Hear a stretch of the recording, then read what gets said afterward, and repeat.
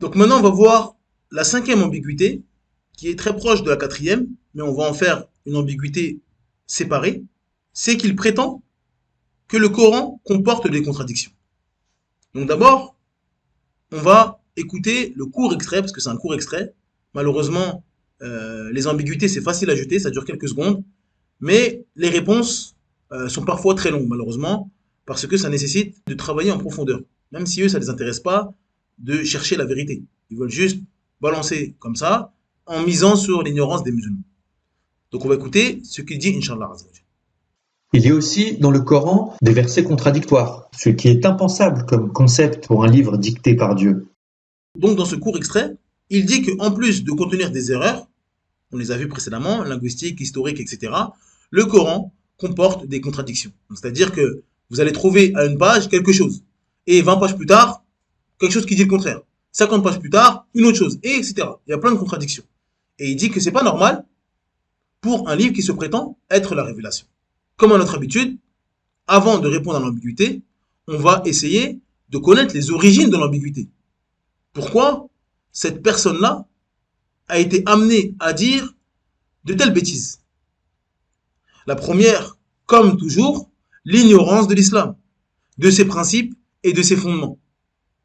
Il n'a pas étudié l'islam, il ne connaît pas l'islam, il ne connaît pas la révélation, il ne connaît pas les fondements de la jurisprudence islamique. Il ne connaît pas tout ça. Il a lu, enfin j'espère qu'il a lu, et il a dit, ah, là il y a quelque chose qui est dit, là il y a son contraire, hop, erreur, le Coran c'est pas vrai. Il a fait une simple addition. Il n'est pas entré dans la profondeur des choses. Deuxième point, ça va de soi également, l'ignorance de la langue arabe et du Coran. Et la troisième, c'est la malhonnêteté intellectuelle.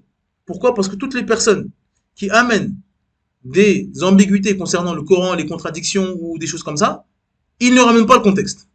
Ils ne mentionnent pas le verset avant ou le verset après. Ils viennent, ils prennent un verset hors de son contexte et vous savez à quel point il est primordial de prendre un verset dans son contexte. C'est pour ça que les savants du tafsir et de la sunna mettent en avant sabab al-nuzul, la cause de la descente du verset.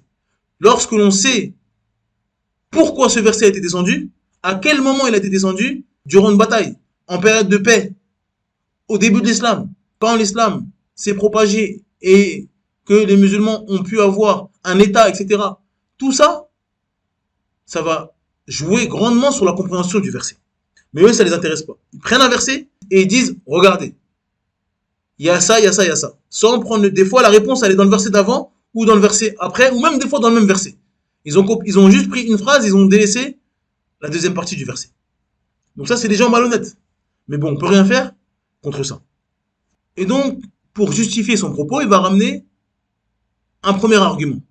Ce premier argument, c'est le verset 256 de la sourate numéro 2, où Allah Azza wa Jalla dit La ikraha fid din. Pas de contrainte ou nulle contrainte en religion. Là, pour lui, il a ramené quelque chose de fort en montrant que dans le Coran, on a un verset qui dit pas de contrainte en religion. Donc ça signifie qu'il ne faut pas combattre les gens qui ne sont pas croyants, qui n'adoptent pas notre croyance. Et qu'il ne faut pas forcer les mécréants à entrer dans l'islam. Et donc, ce verset-là, il est clair, pas de contrainte en religion. Et, dans le même temps, il y a des versets clairs et explicites qui ordonnent de combattre ou de tuer les mécréants. Donc là, ça montre une contradiction claire selon lui. Donc, Inch'Allah Azzawajal, encore une fois, pour tout musulman qui connaît un petit peu sa religion, il sait très bien que c'est même pas une ambiguïté, c'est nul. Mais encore une fois, nous, on utilise leur nullité pour nous apprendre notre religion, profiter, réviser pour celui qui connaît et apprendre de nouvelles choses pour celui qui ne connaît pas. Alhamdulillah, on est là pour apprendre. Parce que nous, on sait déjà que ces gens de la passion, leurs paroles ne valent rien.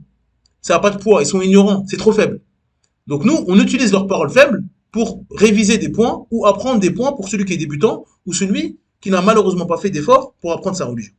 Donc Inch'Allah, on va répondre à son ambiguïté avec des points très importants pour que cette ambiguïté disparaisse dans le cœur de tous les musulmans et que les musulmans se rendent compte à quel point c'est très faible. Lorsqu'on connaît notre religion, on voit que c'est un miskin.